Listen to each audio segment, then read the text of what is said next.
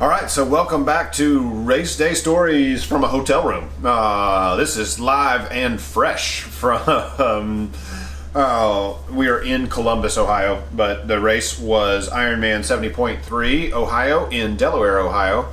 Man, in our last video, I didn't even think I talked about the shirt. I think I talked about the bag and the... It's okay, they saw it. Yeah, they're all the same okay. shirts, man. Okay. Yeah, it has an M dot with a All picture. right, well. So, this was an interesting race. We came into Columbus on Friday. Yep.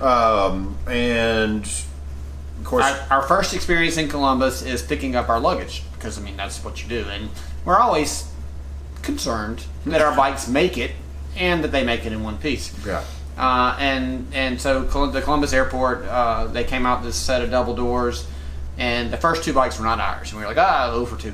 But then the second two bikes were ours, and we were talking to the guy, and he was like, man, I think I've handled 35 bikes today. And we're like, yeah, there's an Ironman race. There's a race. It is interesting, usually in the airport of the city, because that we've flown into, it will have something about advertisements for the Ironman at the airport. Technically, the race was in Delaware, so that may have been it. But you were flying into Columbus. It's not like there's a Delaware airport. Yeah. Well, there may be private. So, yeah. The town of Columbus was not aware there was a race, but Delaware certainly was aware, and they were stoked to have us. Yeah, I mean, and the guy that was rolling out the bikes, I mean, he was rolling them out properly, so it wasn't like, I'm tired of all these bikes or whatever. He was just like, well, what in the world are we doing with all these bikes? So now he knows. So Saturday, fast forward to Saturday morning. Yeah, so we get up Saturday and we need to go check in, and we're gonna do our bike ride and swim and run or whatever, just our pre-race stuff. We've been trying to do a little bit longer pre-race stuff so we can prepare for when we're doing 2 of these in one weekend. You got any stories from that you recall? Yeah. So we go to the race hub, to the athlete village. Were we waiting on it to open? We're waiting on it to get open. And so we go ahead and assemble our bikes, so we're ready with that. And as it turns out, if you had bothered to read the race literature, the race was 6 miles that away, down a limited access 4-lane divided highway. But we've assembled our bikes, so and we're in a small compact SUV. Yeah, what it is. So the bikes aren't going back in the car. We got to ride those suckers to the transition, which was fine. It was not fine. We got on the on ramp. I mean, so that's how you know it's limited access, right? Because you're riding on the on ramp to get on there, and there was. I mean, for a long time, there was a pretty wide shoulder that we could ride on the shoulder, no problem. But then it got kind of narrow, and the cars did not care that it was narrow. There were a lot of cars that got over. There was one jackweed in a... This is the second time we've had an issue with a race and a guy pulling an RV. Dude, you know that big old RV is behind you, and there's a metal guardrail to my right, and I've got we're at maybe the it's 24 inches. It was narrowest point of this entire thing. And he's just going to come right by us. Barreling down, riding that white line. I buffeted off of him. Billy said hello. I let him know that he was number one. I should have given him a thumbs down, but I did not. Driving needed improvement. But lots of cars because there were a lot of people going from race check-in to... I'm going to call it T1, to the lake. Most of those people gave us plenty of space. All of those people were jumping over into the left lane and would come back after they passed us. They did great.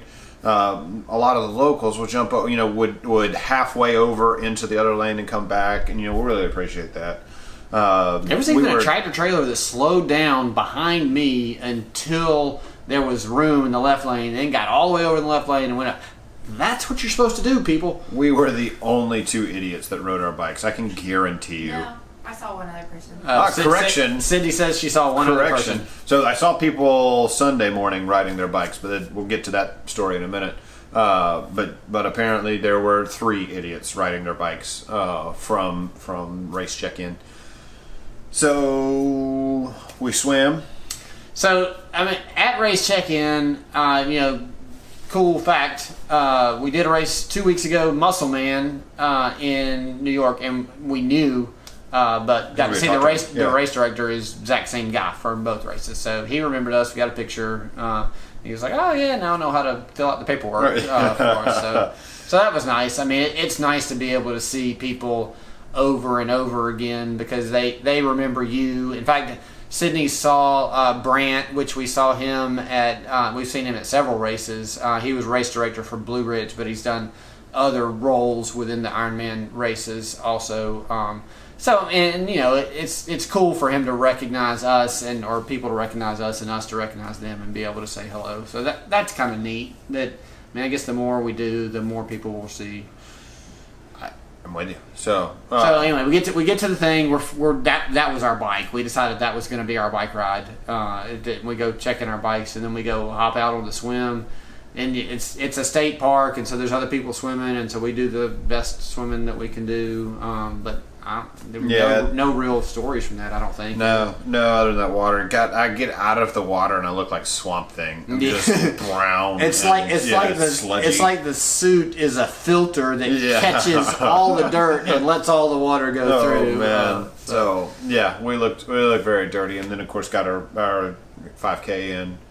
And all we did for the 5K was just run around the park, and that was fine. I mean, it wasn't some kind of great run, but we did get to ask if the lake froze in the winter, and it does apparently freeze, but not enough to skate on. Can you skate on it? Oh no! And he's like, maybe in the blizzard of '78 you could have, but no. So anyway. We go from Wisconsin last week where Lake Michigan freezes and gets super thick where you can even drive on it. Yeah. To here, we were just wondering. I mean, this is considerably further south, but it's still the north for us. I mean, occasionally we will see this white powdery stuff come out of the sky. You will. I have not in a decade. Florida, I don't know why. I do not understand.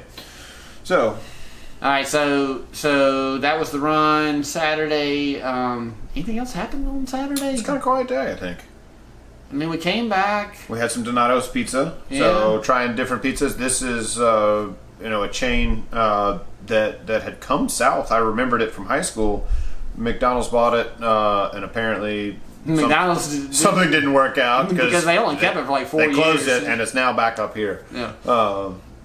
So Donato's was the pizza of the race.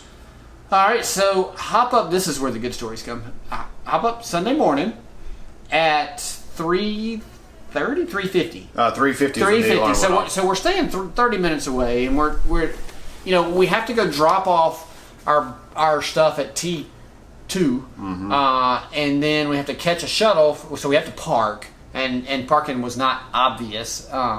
But I mean, they had a parking map. It kind of showed you where you could go. Yeah, you could have parked in their designated lots and whatnot, but everything was going to be a longer walk. So we were trying to get clever. So anyway, 3:50. We figured we needed to be on the road. We needed to be at the race by 5 o'clock. Assuming the bus was going roughly 5 miles. And, calculating as we do. Well, assuming that the bus was right there near T2, we had to walk a mile to go find the shuttle bus. Yeah. So we get there at 5. It doesn't take us 2 minutes to go put our run bags down, and then we're like, okay, where's the shuttle? And they're like, oh, you go up this street. Highway, a little over a mile. Right, what? Is there another bus slightly closer? Yeah, I mean, it took us a minute to find a parking space, but I mean, at 5:10, we were walking. I mean, and we get to the bus a little bit before. We're on the bus a little bit before 5:30. I think it takes off a little bit before 5:30. And here's where it gets interesting. The race venue's 5 miles away from what we think it's. I mean, 6 miles away from it was 5.5 according to my bike yesterday. Okay, then so wherever the bus was, we figured it was closer to the thing. So 5 miles away, and traffic. I mean, there can't be anybody else on these roads except for. I mean, there wasn't 5 something in the morning. There's nobody else on the roads except for the people in the triathlon. and they're trying to get into the park along with the buses. And I mean, it's just a little small road to get into the park. But I mean, we ended up stopping, and I mean, stopped, and we got to rush hour traffic. We got to meet some people on the bus, and that was awesome because they've done lots of the races that we've done or doing or whatever. So we got to talk, and there's some stories there that we'll get to. But I mean, literally, it took over an hour for us to get into the race thing. So probably the funniest story that I can remember off the bus was so we're in a group of buses, right? We're all kind of we got to together. finish with that. That's gold. Okay, all right. So the funniest story we'll get at the very end. But let's talk. Tell me about your bus trip experience. So we'll use location. So the area that we were sitting with, the girl next to me was doing her first race. I'm talking to her about that. And the guy behind me, it's like, "Oh, you from Jacksonville?" Yeah, that he had seen my try with Sky, so he was from Jacksonville and involved with Stellar, and has moved to Greenville recently. So it was a couple. They were super friendly, but the guys to our left were having a blast. I wanted to go drinking with these guys, so. They of course start with what other races are you guys doing? Just something to talk about because we're sitting there for an hour. Yeah. And so we say all of the races. Yeah. No. Which ones? No. If it's a 70.3, we're doing it.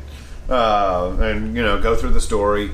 And they pause and they'll come up with questions every. And they were intelligent questions. The hamster was spinning, and just every so often it would just get stuck. There's no way. Say this one more time. You guys are racing every weekend.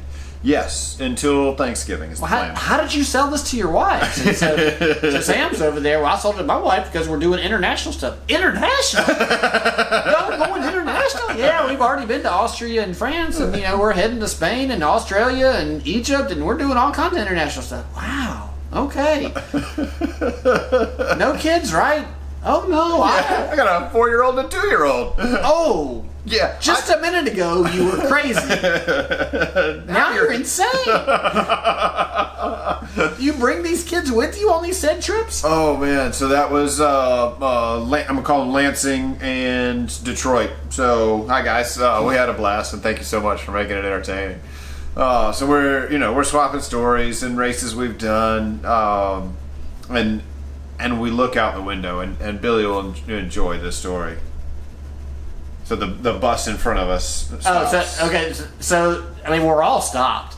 And then all of a sudden, this dude hops out of the bus in front of us and is just taking off. and we're looking at him like, so some people had already, like in the cars behind us, people had already gotten out and started running towards the park. I mean, we're booking it. We have a race, and it's not an easy race. You have to understand that there's a bunch of buses right here. They're not going to start the race until we get there. They have a lane closed, so we're all in one lane, and people are jumping into the closed lane and driving up it. I mean, the police get involved. They finally get some road people come out and put some barriers in there to keep people from going around us.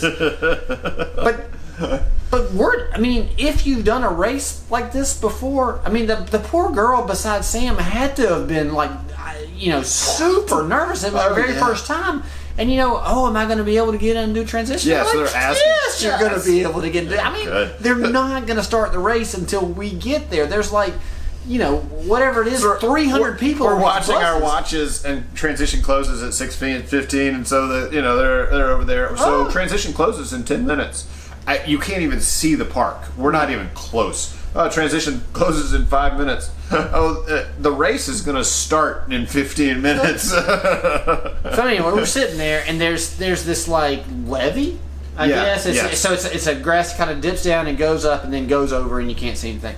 This dude takes off and he's sprinting up the levee. And so at first you're kind of like, oh, is that a shortcut to the park? And then you realize that we all have race bags that have like our bike gear or morning clothes or whatever. This dude doesn't have any of that. And we're like, Oh, he's got to go to the bathroom. He's got to go to the bathroom. And then So now we're taking bets. Is this number one, number two? And he's gone for a really long time. Suddenly, the buses are starting moving. Yeah. He takes off, and that's like the trigger that lets traffic start moving. And so luckily for him, his bus driver was really nice and just kind of creeped on along. And we're like, where's that? He was gone forever. At least 10, 15 minutes. It was a long time. And then finally he comes running back and he's trying to figure out which bus he's on or whatever. And so we're all cheering for him because he's coming back. But it was really funny. I mean, let's be for real. There were probably a fair number of people on our bus that needed to go to the bathroom. I needed to go to the bathroom. I had to go too. I didn't have to go bad, but I needed to go. I mean, you only planned on being on that bus for like 10 minutes, 15 max. You get to the thing and the transition and there's porta potties and you go, but that dude, he couldn't hold it any longer because, I mean, Sorry. Telephone. But that dude, he couldn't hold it any longer. He had to go right then. So we pull into the park, and of course we're stopped again, and somebody else from that bus runs over towards the woods. He didn't even go in the woods. No, man. he just stops and drops trowel, at the woods. And he's peeing, and he comes back, and somebody from our bus goes, "Ew, he didn't wash his hands." And the guy behind me goes, "Yeah, neither did the first guy." I guess you couldn't see the first guy the whole time. It had not occurred to me that he pooped and I didn't see toilet paper. So, welcome to race day. Triathlon's just a disgusting sport. It's just awful. It was really funny. They were talking about different situations where they've been in, and one of them was they were on the sidewalk, and the lady behind them, like in line in the sidewalk to get in the swim or whatever, and the lady behind him or whatever was like, "Wow, did it rain last night? This sidewalk is wet." And he turns around and he's like, "That's urine from everybody peeing in their wetsuit or peeing in their tri-suit or whatever." And he said that his buddy's standing beside him and he was like, "Yeah, I'm peeing right now." There's urine coming down. You can see it coming out of the bottom of the wetsuit. He was like, "Man, what are you thinking? Why are you doing it? Why would you even do that in front of this lady?" So anyway, it's I mean, there's a lot of peeing that goes on when you're in your wetsuit. I mean, because if you think about it, you're fixing to get in the water and clean all that stuff off, but in the water that everybody else is about to swim in. Let's review. But to use the bathroom when you're already in your wetsuit, you have to take off, basically off your wetsuit, and then take basically off your tri-suit. And it's, I mean, you're talking minutes, several minutes just to be able to pee. So, and you're putting your wetsuit on last and getting it off wet. So that's pretty common that people pee in their wetsuit. So in fact, that's one of the signs that you get. So anyway, that was our bus ride. I was hysterical. We had a blast. It did not feel like an hour. I'd have stayed on that bus for longer. Just from the people around us. Oh, so that was cool. We were having a great time. Even saw them after the race and got to talk. So that was pretty cool too. Absolutely. So swim stories? I don't really have any swim stories. I mean, it was a good swim for me. I didn't sleeves. So I have forgotten. You see the pictures. I wear the sleeves as sun protection for my arms, and so I have been wearing them all year. This was not a wetsuit legal race, and so I see the referee coming over. And I just assumed she was walking in front, so I stepped back. She's like, "There's nothing past the elbow." I was like, "Oh no, don't worry. It's not a wetsuit. There's nothing past the elbow.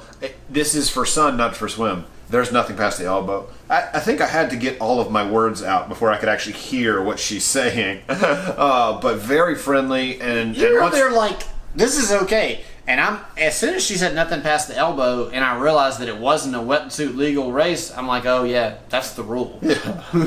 So once I had agreed to take them off, she took them to my bike. She was super friendly, very nice, but wanted the rules enforced. So kudos.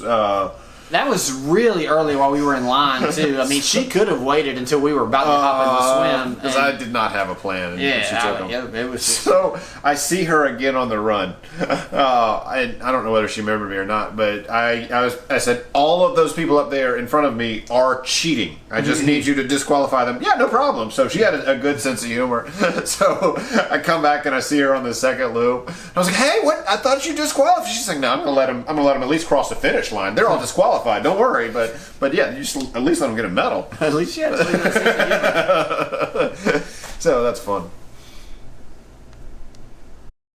I don't really have any good swim stories other than we started in the exact right place for me. For in the swim line, I mean, I passed a few people. So a few people passed me. I didn't get swam over. I didn't swim over anybody. What was that? 40 to 43 was the closest sun. Yeah, I mean that's not what we did it in, but that was the line that we were in. And he asked, "Let me go try out the back of this thing." I said, "No, those are aspirational numbers, not actual numbers." and that was absolutely true. Everybody that was around me had overestimated how fast they were going to do that swim. Yeah, so you have people that time themselves in the pool or time themselves with wetsuits, and it is just, and then, some people are just truly aspirational. I've been swimming, a 45 minute 1.2, and I'm going to get into the race and knock out 30 minutes easy because I'm jacked up for the race. So other than, for some reason, Sam swam 180 less yards than I did. I mean, it was a pretty good swim for me, but I guess I still can't swim straight. You had a great swim. We'll have to look at the time. So you might have come out right with me. So you swim 200 extra yards in the same amount of time it still took me to do that. So good for you. Kudos. Yeah, it was. I mean, I'm looking at my thing and it's still kind of crooked, but I didn't think it was that crooked. I mean, for me, it was pretty. I mean, anyway. All right. So moving on to the bike. You got any bike stories? Bike stories. So once again, I'm talking to people, and one guy. This was his first triathlon, and I'm looking at him, and he's in the small ring up front, and halfway up, and we're in a flat section. I was like, hey man, come on, put it in the big gear. No, you're easily a better biker than me. I can see you're hammering, you're doing great, and you're keeping up with me, and I'm doing 100% less work. And he's like, man, it's squeaky. So is that the deal? The big ring was squeaky? Was squeaky, so he didn't want to do it until the last, and he eventually put it in the big gear, and it was squeaky. He was super friendly. He was Louisville, so that was Louisville with the multicolored. Was that the guy that finished with me? Yes. It had the bottles in the back or whatever. Yeah, so it was funny. He was a strong, first one, he was a super strong biker. He was a great biker. Because it was not a nice bike. Oh, so yeah, he's riding an old bike, first half, so we've all been there. We all started there. And so he was super fun to talk to. He was a blast. But there was a girl that was basically, what we were really doing was sprinting and coasting. So we'd sprint for a little bit, pass some people, and then talk. When there was an open channel, and then sprint past some people. And so she would meanwhile pass us, and she was, you two are just being chatty Cathys. I saw her on the run, and she came by me and was like, "There you are, chatty Cathy." That's where that came from. We had the same tri-suits, so I guess we kind of sound alike. I don't know, It's fair enough. So she was actually just jealous because at one point I was like, man, I'm going too fast, so you go on ahead. So then they were talking as they're biking away. She passed me and I never saw her again. She was from North Carolina. Yeah, North Carolina, but she's living in Bozeman, Montana right now. So anyway, we talked for a little bit on the run, and I guess because she thought she was talking to you. We're here to make friends. I'm here to make friends, and Billy gets to come along by default. Yeah. So yeah, that was my fun bike story. The transitions were actually really good. They did a very nice job. I tried out salt tablets, adding salt to the salt capsules today. With 5. So bike stories for me. Couple of things that I remember. I'm riding by one guy, and he has a full bike tire, spare tire in his tri-suit. So not a tube. Not a tube. This was a tire. So he had the tubes on his bike, and he had a tire in his tri-suit and a pump in the other side of his tri-suit. And it was just one of those, small little pumps? handheld pumps or whatever. And I get next to him, and I'm like, dude, the tire? He's like, man, you never know with my luck. And I was like, well, if you see me on the side of the road, he was like, I'll throw it to you. I got you, man. I'll throw it to you. I'm not going to stop, but I'll throw it to you. It's a $75 tire. I'm not sure I've ever seen anybody ride with a full bike tire. Yeah, that's first. I mean, you get the tubes, but not the tire. No. That had to have been like an extra 2 pounds on him. Anyway, so that was pretty cool. And then another time, I mean, so the roads were kind of bumpy, and people would lose stuff or whatever.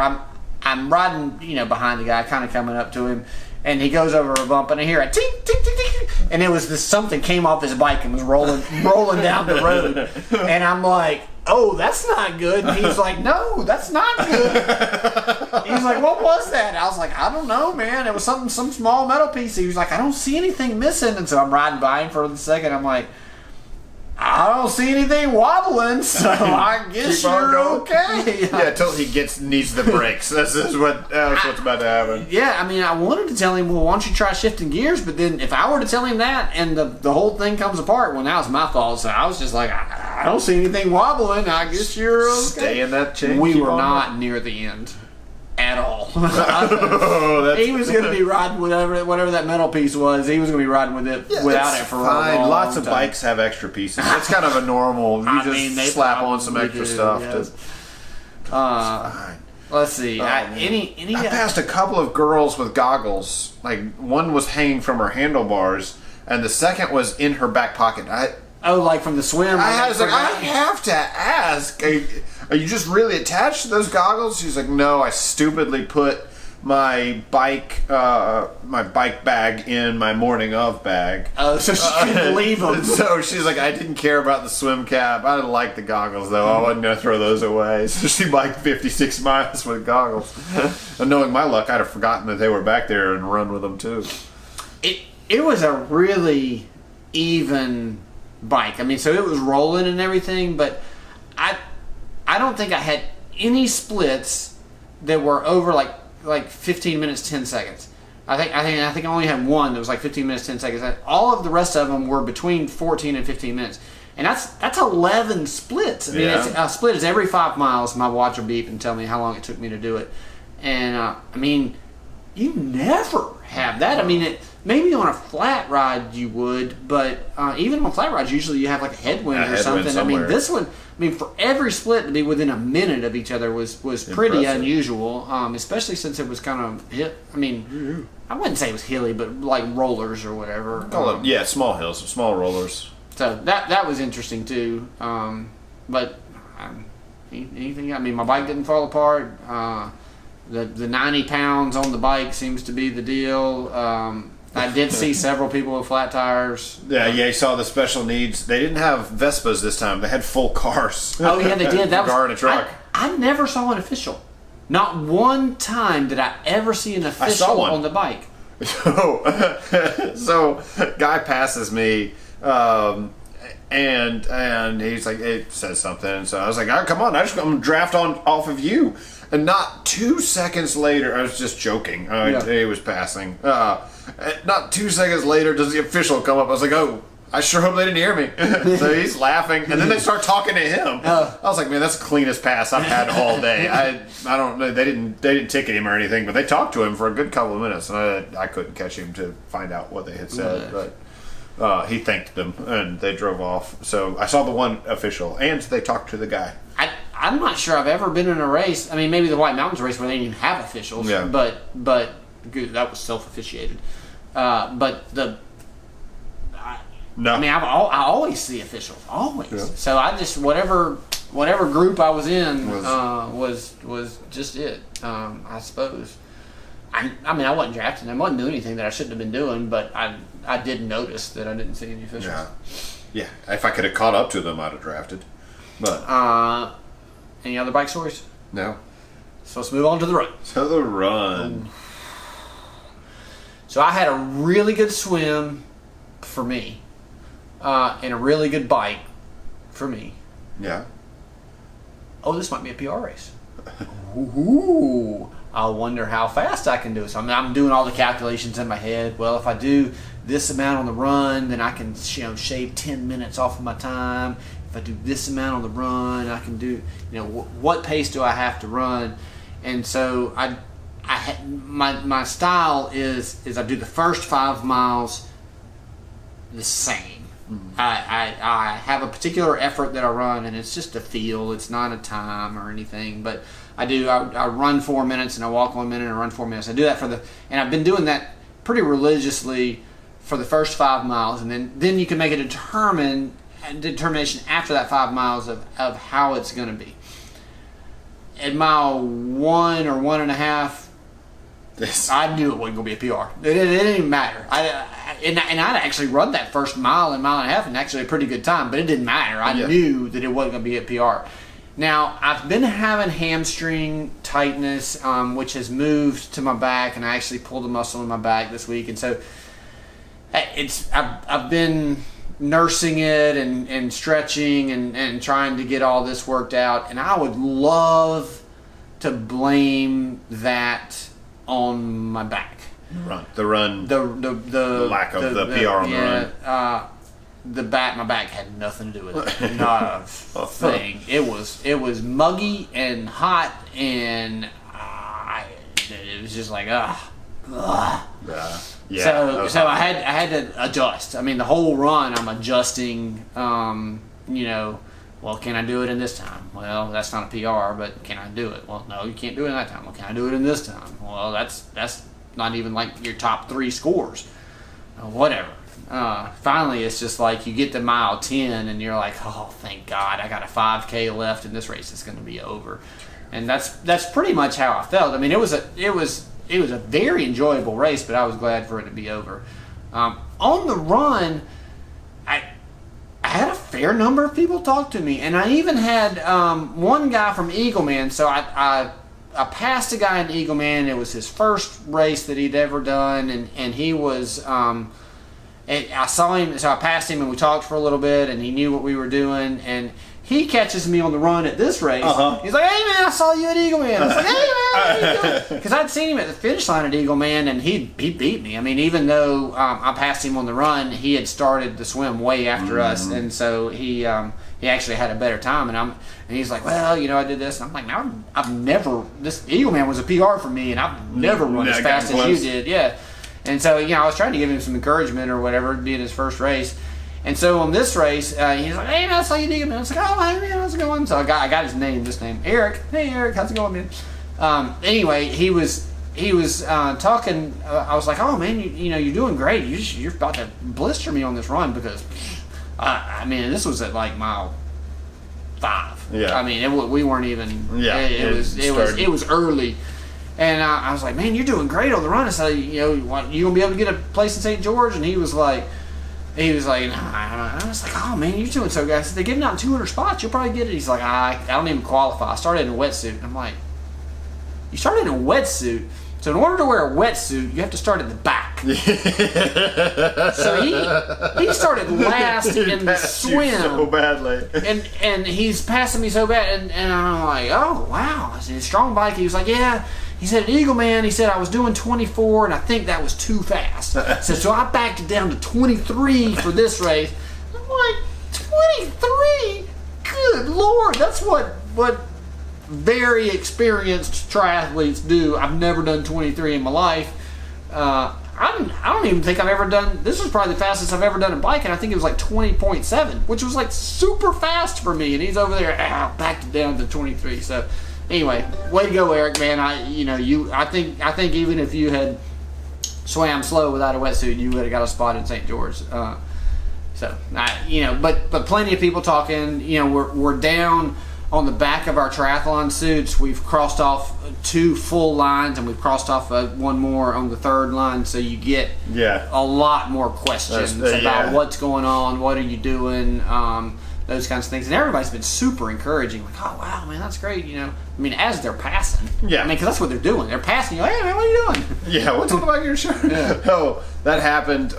This dude had 14 hash marks, and it was on his kit, but they were like printed on there very nicely. Which is ours are a little. We're marking them off every week, so they were always going to be a little ghetto. But this guy had them printed. I was like, hey man, what do your hash marks mean? It's like, oh, that's full Ironman I've done. And so I'm running past him and they go, what do your hash marks mean? That's half Ironman I've done this year. You what? Yeah, man, we're on the way to the world record. I mean, 14 full Ironmans. That's impressive. That's not very. There's very few people probably in the world that have ever done that in their lifetime. And this guy was certainly older. He said he was getting new knees. So I mean, that's something. I mean, there's probably less than 5 people that have done 14 full Ironmans in a year. I mean, as far as races, you got Iron Cowboy James or whatever did the 101 or whatever he did. But I mean, there's very few people that have done that. So good for him. It wasn't in a year. That was over his lifetime. I know. That's what I'm saying. Even in the lifetime, there's very few people who've done it. But to haven't done it in a year, it would be even more impressive. Insane. Yeah. I mean, it's rare that anybody will do more than one. Maybe 2 if they're trying to get a spot in Kona or something like that. But you just don't do that many. Yeah. So I had starting to get.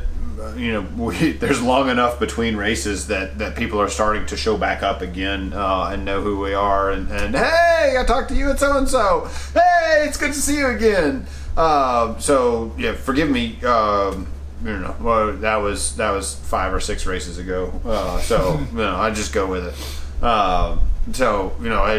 There was a lot of people talking on this one. That was fun. That made it so much more fun. But the thing I noticed about this race was, because it's a double loop of the balloon, the difference in people coming up the string and the people doing their second loop. The second loop people were just suffering. You could see it. So I'm on my first loop. You look like you're on your second. There was just a visible difference. It was tough. It was a tough run. Warm. Just hot and humid and. Still a good run, but it was tough for sure. So I got to talk to a fair number of people, and had a blast. All right, after the race, any stories after the race? I feel like we should talk about the St. George. Okay, so St. George, Utah is the site for the Ironman 70.3 World Championships this year. It was supposed to be in 2020, and they got pushed to 2021. No, so St. George has always been 21, so Taupo got pushed to 22.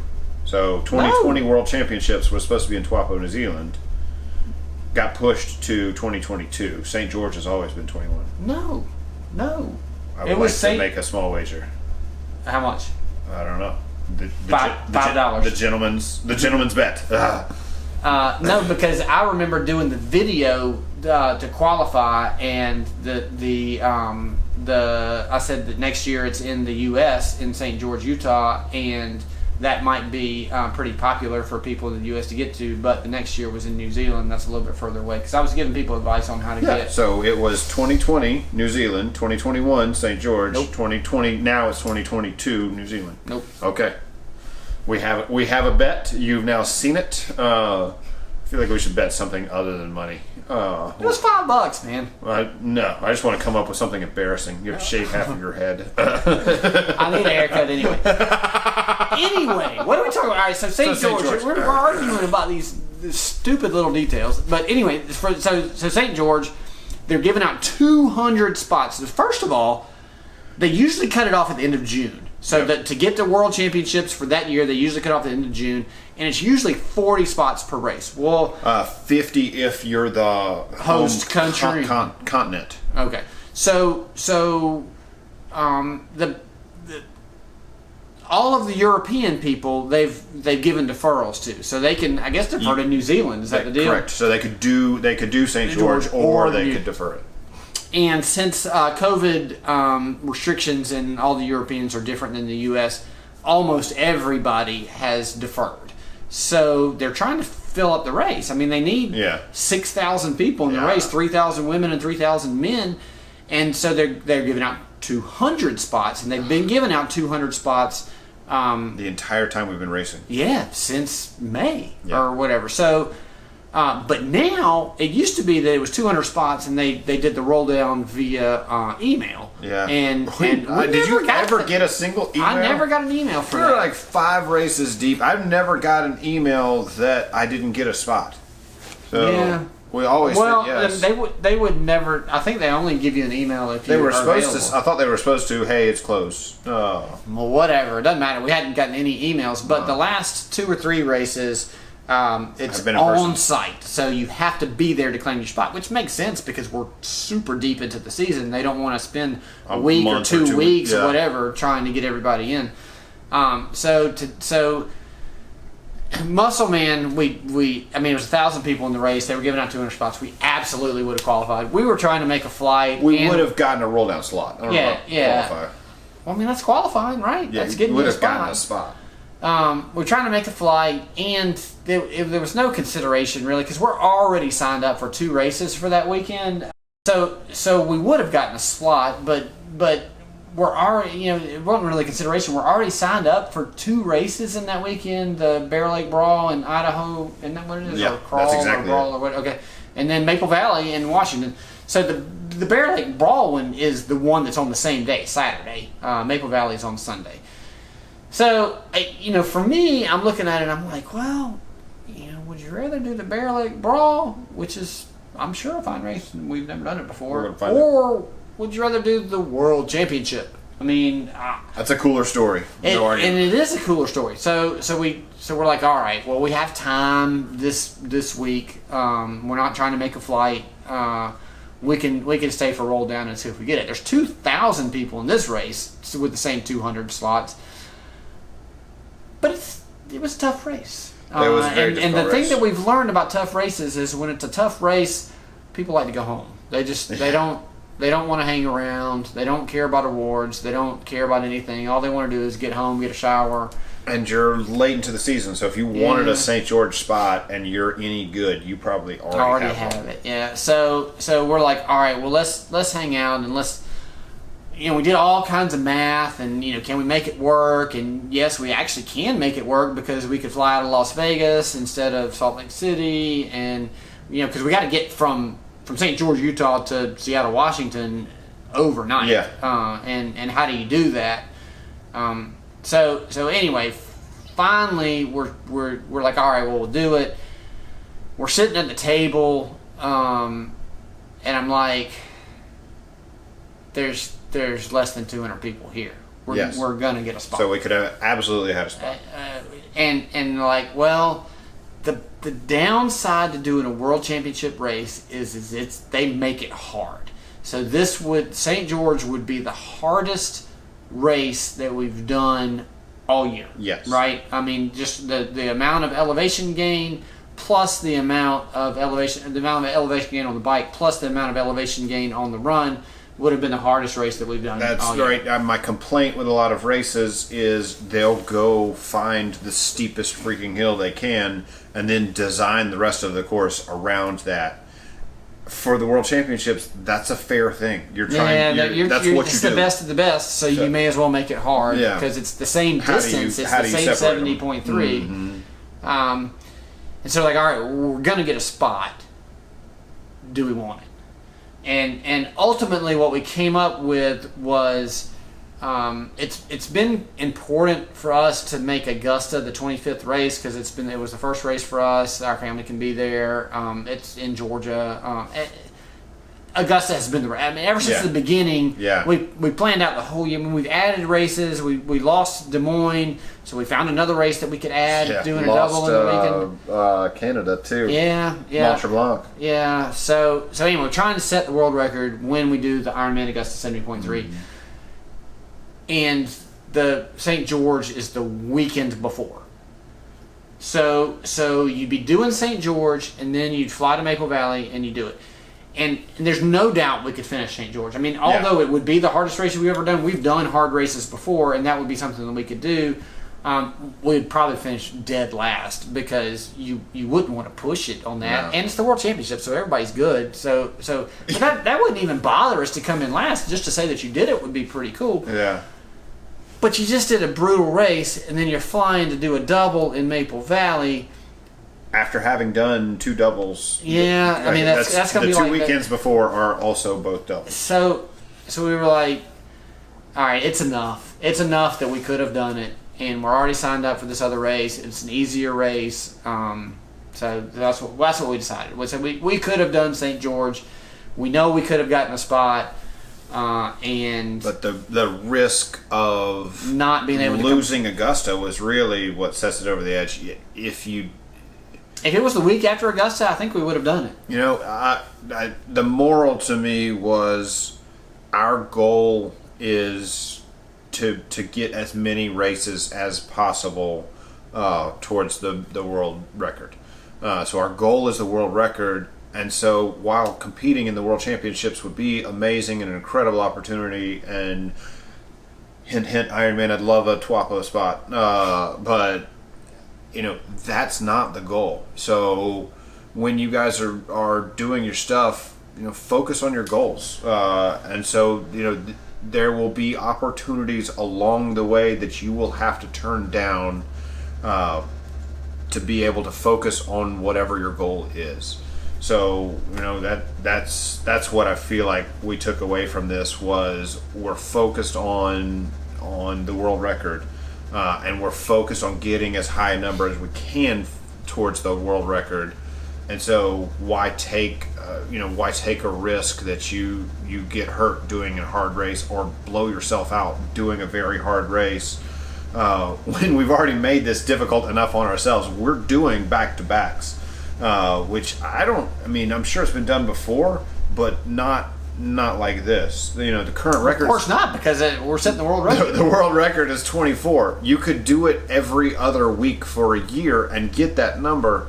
And so while people, I'm certain, have done back-to-backs, because we've done it, they've not done it like this. And so, you know, that was important, and that was what we ultimately decided.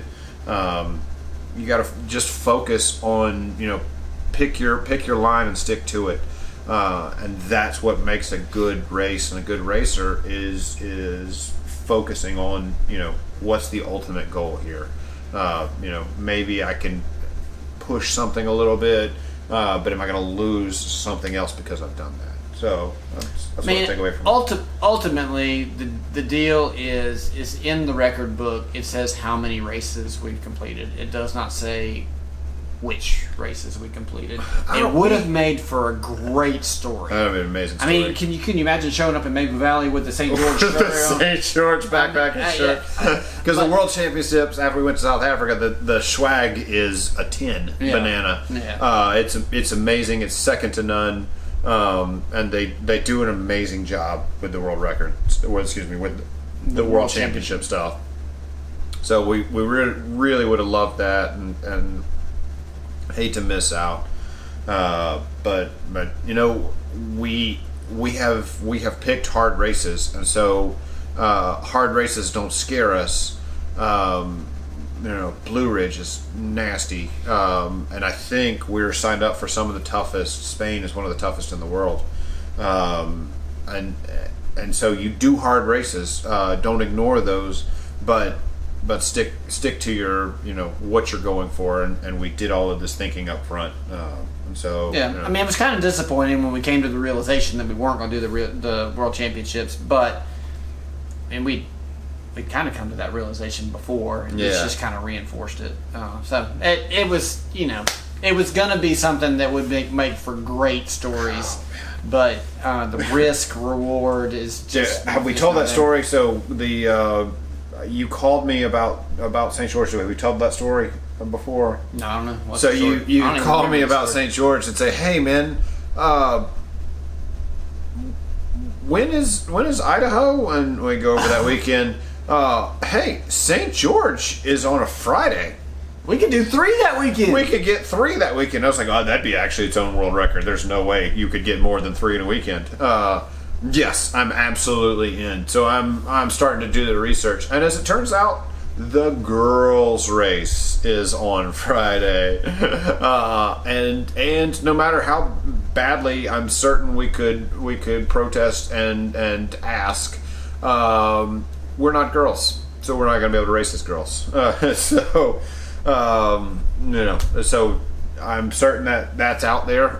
If somebody can figure out how to do 3 races in a row, More power to you. more power to you, because I'm certain you could get a world record there for 3 races over a weekend, and that would not easily be broken. I don't see how you could break it, but All right. Any other stories about this race? that was everything.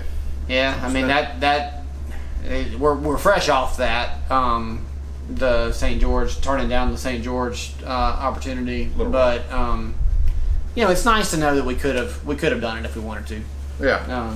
So we'll figure out how to get to Wapo next year, and we'll tell you guys after we've gotten our spots. So looking forward to next week is Route 66 in Springfield, Illinois. This will be our first marathon, our first race in Springfield, or excuse me, in obviously Springfield, but Illinois. We've circled the state. Yeah, Wisconsin touches Illinois. So I'm hoping for deep dish pizza. So stay tuned to watch out to find I out. didn't even think about that. Yeah. Oh, I love some Chicago deep dish pizza.